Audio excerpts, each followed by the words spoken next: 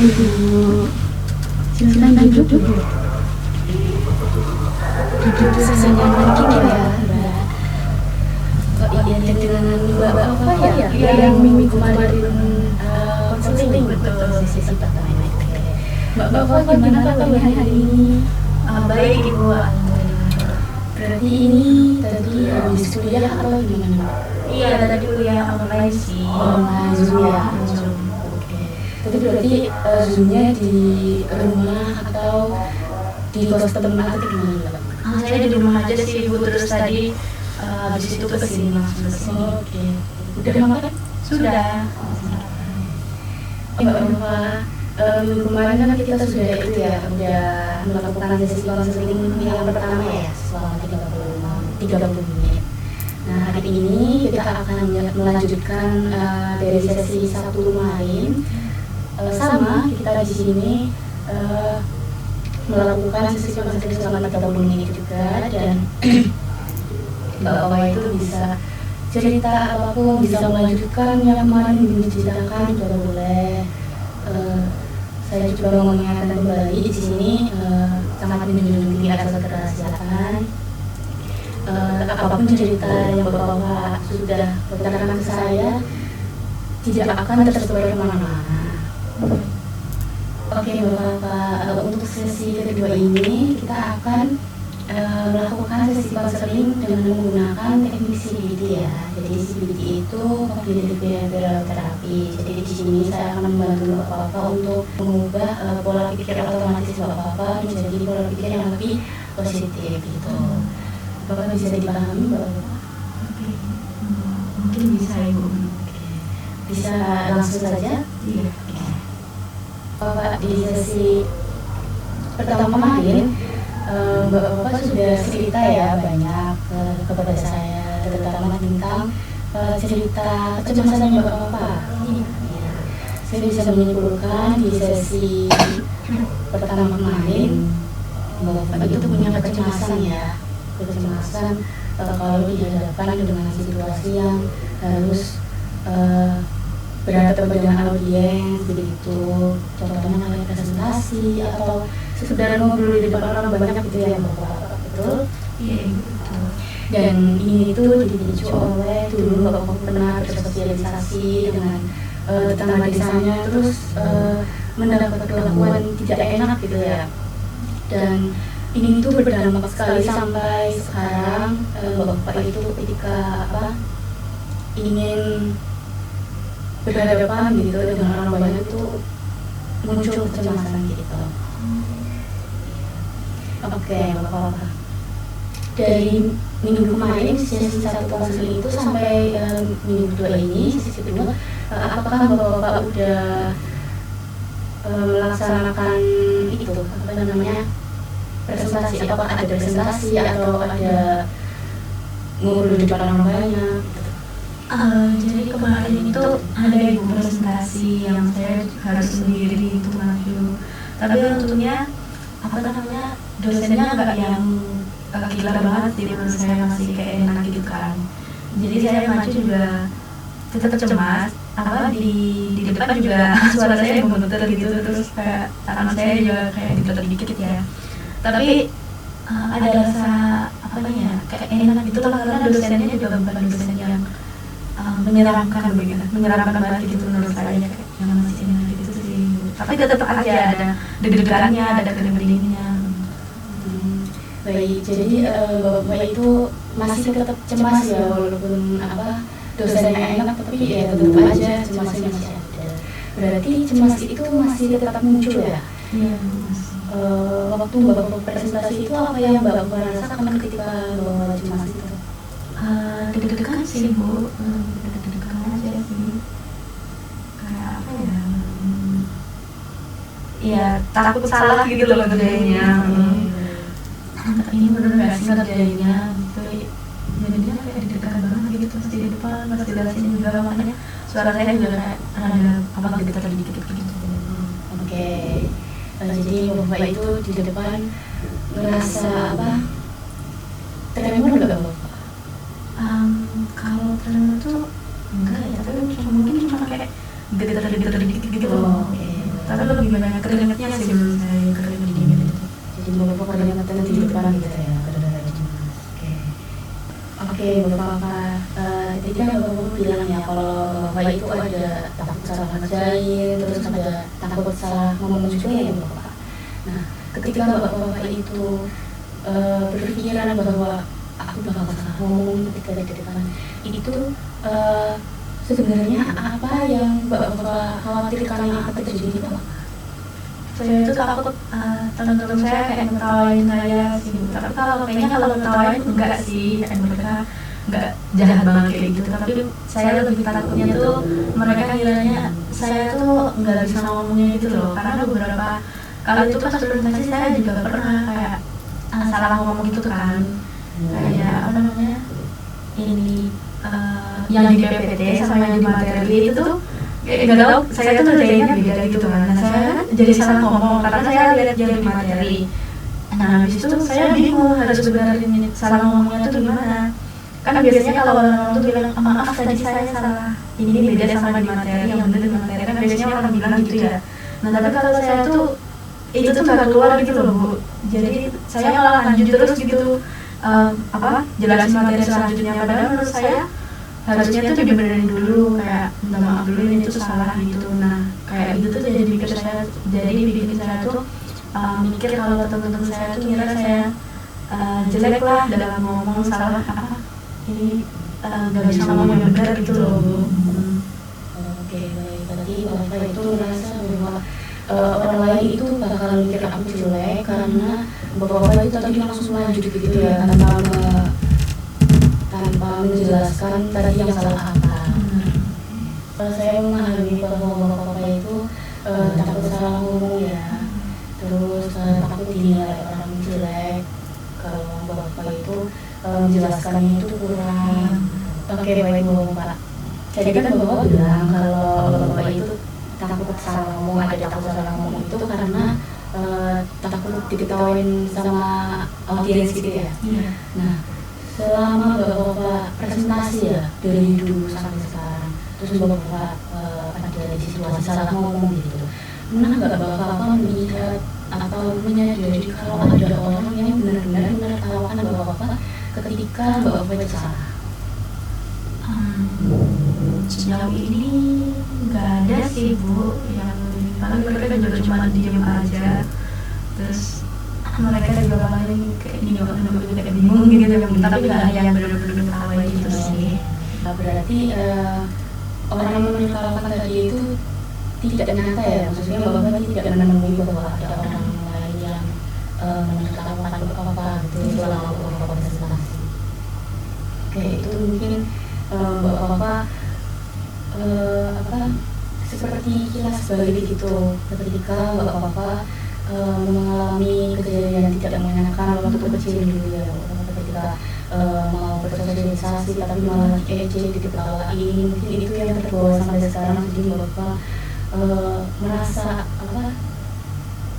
seperti takut diketawain gitu. Pikir sekarang ya, apakah pengalaman yang bapak waktu dulu itu yang diejek oleh tetangga desa itu sangat mempengaruhi kehidupan bapak sekarang? Iya sih Bu, menurut saya, walaupun saya nggak begitu sadar ya sama pengaruh hal itu, tapi menurut saya cukup mempengaruhi sih sampai sekarang, karena saya juga sampai sekarang tuh kalau ketemu orang-orang itu kayak merasa kayak canggung gitu loh, bingung gitu loh, gimana menghadapi orang banyak di sekitar saya itu. Mungkin dulu pernah ya menghadapi orang banyak nih, berhasil menghadapi, tapi pas berhasil malah diajak kayak gitu kan jadinya kayak melempem lagi ya kali ya. Jadinya saya sekarang tuh juga kayak bingung gitu kalau menghadapi orang banyak tuh gimana gitu.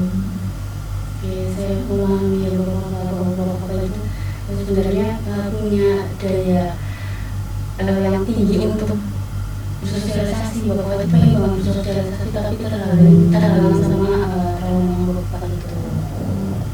Tapi bapak pernah mikir gini enggak? Oh iya, kejadian itu kan udah dulu banget gitu, udah waktu aku masih TK gitu. Sekarang kan aku sudah besar gitu, kayak pernah mikir gitu nggak Bapak? Nah, pernah mikir gitu, tapi justru hal itu tuh mikirnya bukan yang positif gitu loh Bu.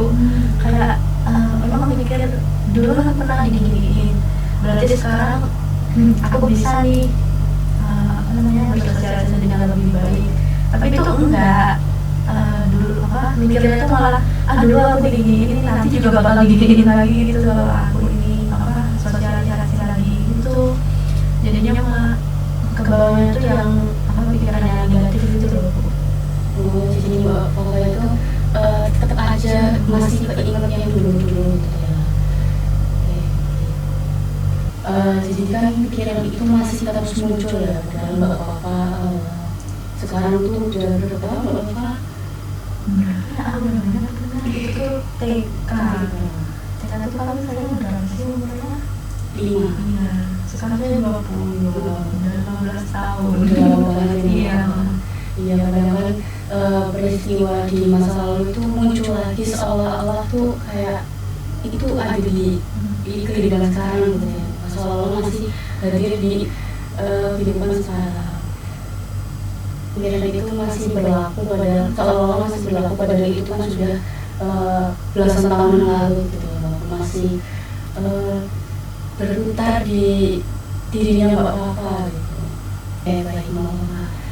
Kira-kira nih kalau misalnya pemikiran Bapak terkait aku takut salah ngomong atau aku itu belum siap apa-apa diganti menjadi pemikiran aku udah mempersiapkan ini dari jauh hari. Kalau nanti aku salah, aku tetap bisa dilanjutkan lagi, tidak apa-apa gitu.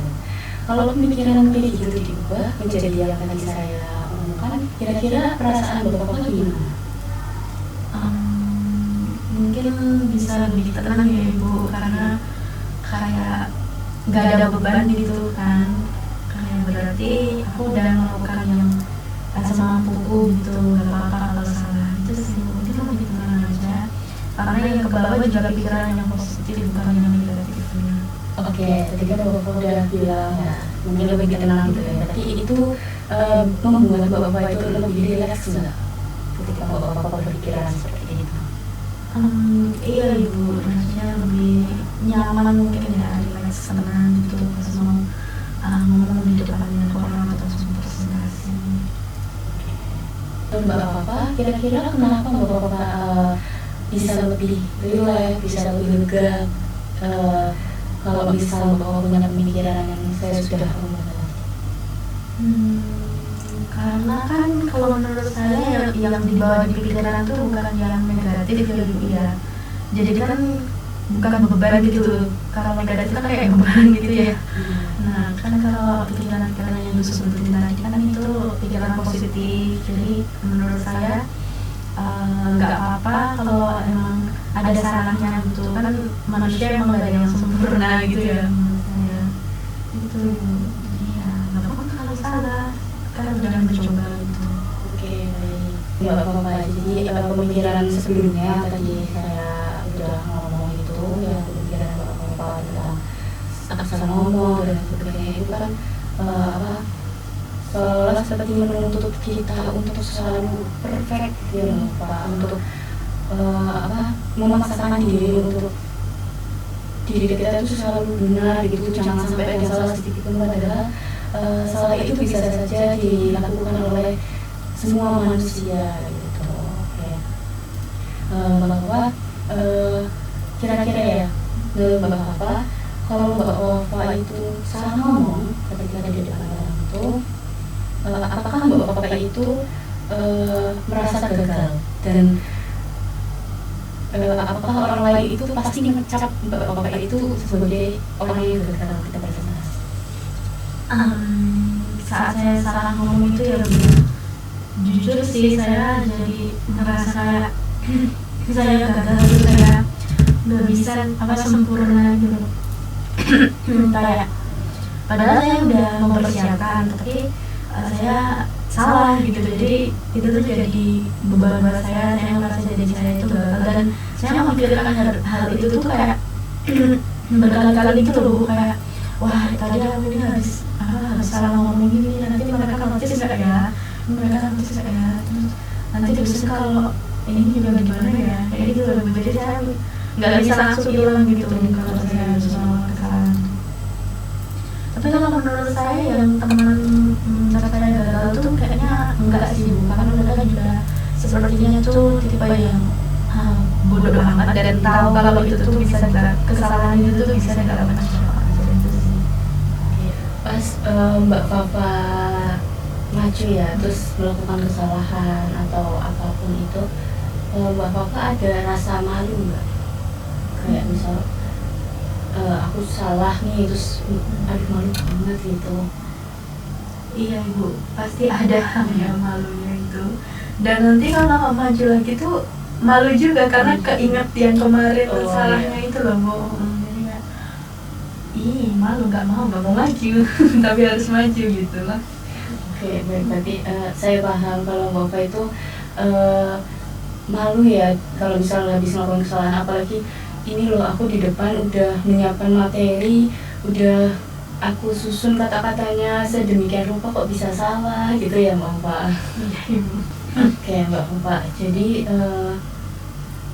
beda ya antara malu dan kegagalan. Jadi kalau Mbak Fafa itu menganggap kesalahan itu sebagian dari gagal, itu bisa dibuat menjadi pelajaran Mbak Fafa bahwa aku ini bisa mencoba lagi, walaupun salah juga bisa aku lanjutin lagi gitu Mbak Fafa. Kira-kira dari yang kita obrolin tadi, kira-kira apa yang berubah dari cara pikir Mbak Fafa tentang kecemasannya Mbak Fafa tadi? Kalau saya yang itu tadi sih Bu, yang pikiran-pikiran negatif tadi berubah jadi pikiran positif itu tadi. Terus saya jadi mikir juga kayak, oh iya ya benar juga ya, ngapain harus mikirin yang negatif-negatif, padahal itu bisa diubah jadi yang positif. Kan kalau positif enak, kayak nggak membawa beban gitu ya, jadi lebih ngalir, lebih nyaman dengan itu. Ini Bapak itu sudah mulai menyadari ya bahwa pemikiran kecemasan yang Bapak itu adalah pemikiran otomatis yang sebenarnya itu belum tentu terjadi. Bahwa tadi Bapak juga bilang takut ketawa, buktinya belum ada kan, belum menemukan bahwa ada orang menertawakan Bapak ketika maju gitu. Oke, berarti tadi Bapak itu sering berpikir berlebihan ya, dan itu belum nyata gitu ya Bapak. Nah, ini saya akan kasih latihan untuk Bapak di rumah, kayak homework gitu, homework activity kayak PR gitu. Jadi di sini Bapak itu bisa dari Bapak sampai minggu depan, sampai sesi ketiga gitu ya. Kalau Bapak itu mulai cemas gitu, Bapak tulis aja ketika Bapak cemas mau presentasi atau Bapak cemas mau ngobrol di depan orang banyak, Bapak tulis aja di sini gitu ya. Apa saja tulis semuanya nggak apa-apa. Terus nanti Bapak itu tulis juga perubahannya, kayak misalnya tadi Bapak aku takut salah ngomong, atau aku takut